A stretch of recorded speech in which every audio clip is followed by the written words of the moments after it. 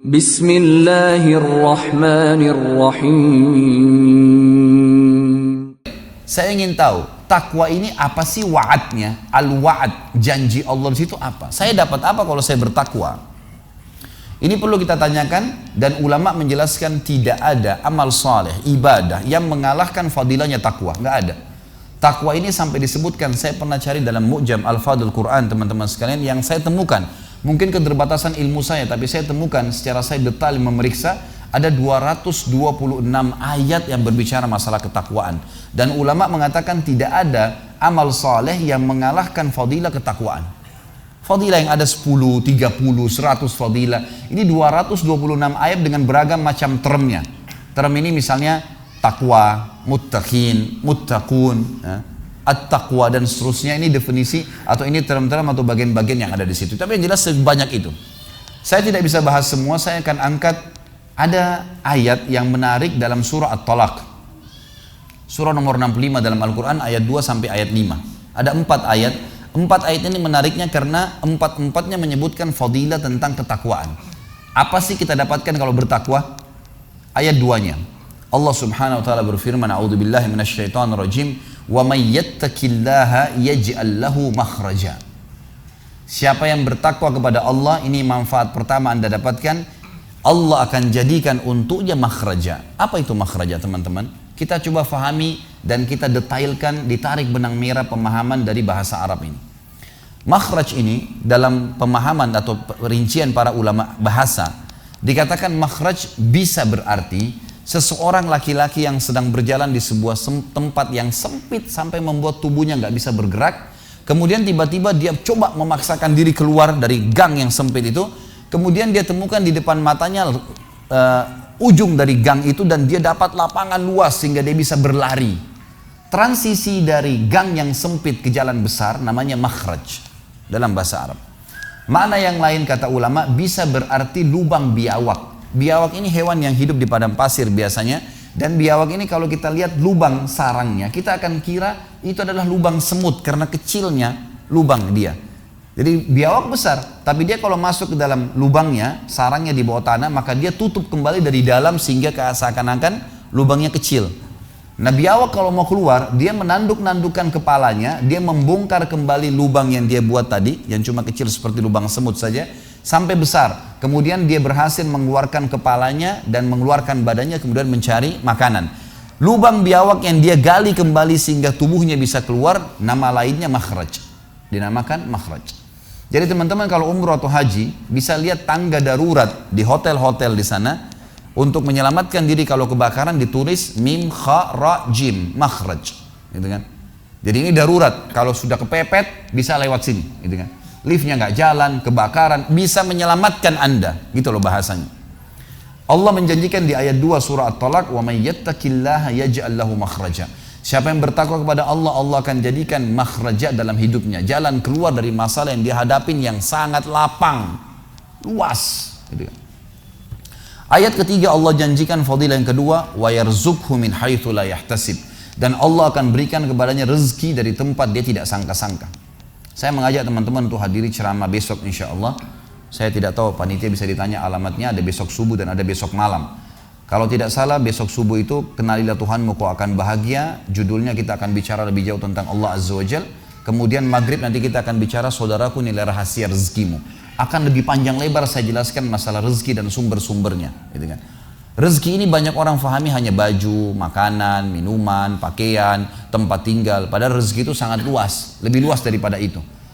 Mata kita bisa menangkap cahaya. Sekarang Anda bisa lihat saya bisa lihat Anda karena ada cahaya lampu ini, ya. Kalau tidak ada cahaya sekuat apapun, mata kita senormal apapun tidak bisa lihat apa-apa, gitu kan? Berarti bisanya mata kita menangkap cahaya sebuah rezeki. Suara kita bisa menangkap suara sebuah rezeki. Seterusnya, kita masih bisa mencerna dan membedakan mana pedas, mana pahit, mana manis dalam waktu seketika dengan lidah kita, sebuah rezeki. Artinya seluruh ini adalah rezeki. Dan Allah mengatakan wa yarzuqhu, dan Allah akan berikan dia rezeki semua kebutuhannya. Bukan cuma sekedar duit, makanan, minuman, pakaian, dan seterusnya.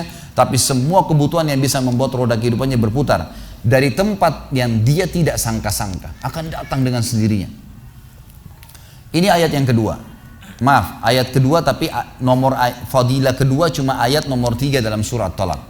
Saya tidak lanjutkan ayatnya karena itu berhubungan dengan tawakal. Sampai sini bahasannya. Ayat keempat, fadilah ketiga di ayat keempat At-Talaq. Lanjutannya Allah mengatakan wa may yattaqillaha yaj'al min amrihi yusra. Siapa yang bertakwa kepada Allah, Allah akan jadikan, kata ulama, relevansinya adalah dengan ayat nomor 2 tadi. Ayat nomor 2 Allah janjikan makhraja. Di situ jalan keluar, tetapi di sini jalan keluarnya belum dirincikan mudah atau sulit. Misal, ada orang diberikan jalan keluar sama Allah Azza wa Jalla karena sakit harus melalui operasi dulu. Jalan keluar sembuh tapi operasi dulu. Cuma di ayat keempat Allah pastikan wa may yattaqillaha yaj'al min amrihi yusra. Siapa yang bertakwa kepada Allah, Allah akan jadikan makhrajanya di ayat kedua itu yusra, mudah, tanpa operasi bisa sembuh. Gitu kan. Dan ini luar biasa nih. Ya, jadi artinya memang Allah SWT akan berikan jalan keluar tanpa ada cobaan pun bisa datang kepada dia jalan keluarnya. Gitu kan. Ada seorang teman-teman sekalian, sedikit saya sisipkan kisah di sini, mengagetkan dunia kedokteran di Timur Tengah. Seorang pengusaha, masya Allah punya keluarga yang sangat besar, dia berpoligami, punya istri yang 4, kemudian anaknya banyak, harta kerbanya banyak, perusahaan yang dia tanggung itu lebih dari 20 perusahaan di bawah naungan dia. Orang kaya raya mampu. Subhanallah, satu waktu di umur 63 tahun dia datang periksa ke dokter, dia rasa nggak enak, sesak nafas. Waktu difoto di ronsen, tiba-tiba dokter yang foto itu kaget. Waktu dia selesai di ronsen, dia katakan, mana tadi pasien yang di ronsen? Mana pasien tadi? Pasien ini masih duduk di depan. Pastikan pasien ini cari di ruang kematian. Nggak mungkin, secara ronsen sudah tidak bisa. Jantungnya tidak berdetak. Orangnya tidak berdetak jantungnya. Subhanallah, pada saat dicek ternyata tidak berdetak betul. Ditanya mana, dokter ini tidak percaya, dia teriak, dia mengatakan ada orang mati baru di ronsen tapi bernafas, gitu kan. Dia panggil telepon teman-teman spesialisnya, kemudian ditelepon datang. Kemudian dikasihlah gambar tersebut kepada temannya mengatakan, mana jenazah ini? Kata temannya, dokter yang foto pertama, ini bukan jenazah, ini orang yang lagi duduk. Kaget dokter yang kedua, jantungnya tidak berdetak secara medis, nggak mungkin bisa hidup. Bagaimana ceritanya nih?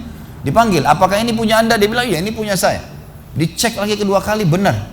Dua-dua dokter ini tahu secara teoritis, shock. Ini nggak mungkin orang mati nih. Nggak ada ceritanya nih. Dipakai alat USG pun jantungnya tidak berdetak. Kok bisa hidup nih? Bisa ngobrol. Telepon teman-temannya, sampai dokter-dokter yang asli dari Jazirah Arab pun yang ada di Eropa, dokter spesialis pada datang keesokan harinya, cek, nggak percaya kejadian ini. Dicek ternyata benar.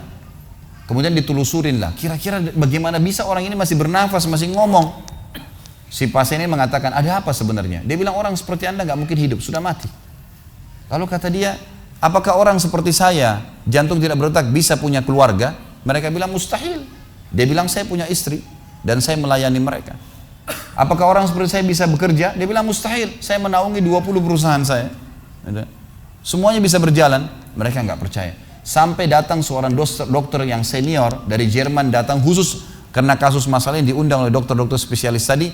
Dicek, ditemukan ternyata teman-teman sekalian di bagian bawah jantungnya ada urat-urat saraf seperti terbuat, ya, seperti dibuat secara alami yang mengalirkan darah-darah tertentu sehingga ada pompa nafas di situ. Tidak ada di manusia lain, cuma di orang ini saja. Semua dokter mengatakan ini nggak masuk di akal, nggak ada manusia seperti ini di dunia.